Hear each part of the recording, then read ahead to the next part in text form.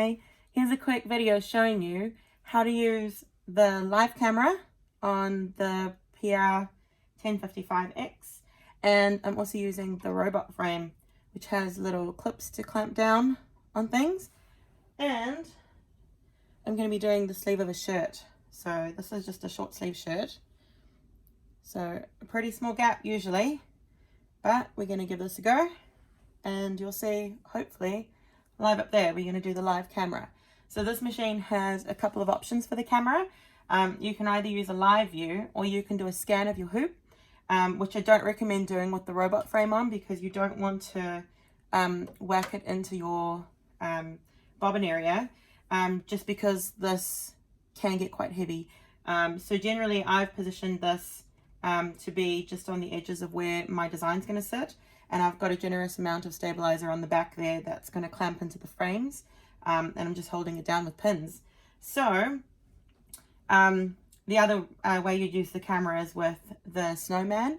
Now I do use a snowman generally, but I won't in this instance just because I don't want the frame to move too much. When it does scan the snowman, it will check to see if it's directly under where the camera is initially, but if it's not, it'll try and do a scan of the hoop, and obviously there's not enough space for it to do a scan of the hoop because everything will get caught.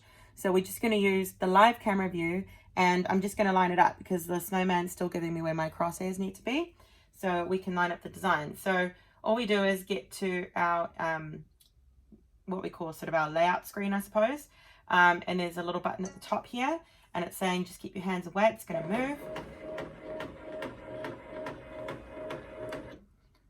And there we can see, so at the moment we've got our design on the screen and we've got a live camera view, so you can see like my fingers there now. So it's in real time, it's live, and it's going to show us where our design is going to go.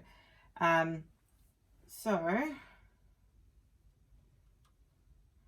can just put it on there and line it up. So on the screen, I don't think you can see it, but there is, I'm going to try and move the camera and then hopefully I'll get it back. So there is reflection.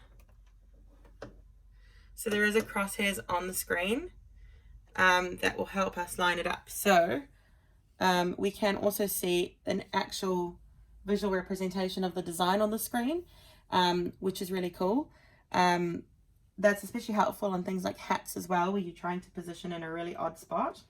But yeah, so the cool thing with using the robot frame and the camera is that you can really get that into wherever the position you want it to be, and you can visually see it on the screen in real time.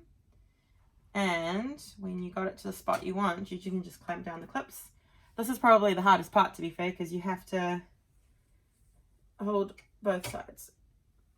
All right, there we go. We got it clamped down. So you can see here a picture of my design on the screen, and there's my fingers, so you can see the designs on top, so you can just line it up, and it is as easy as pie to do a sleeve like that.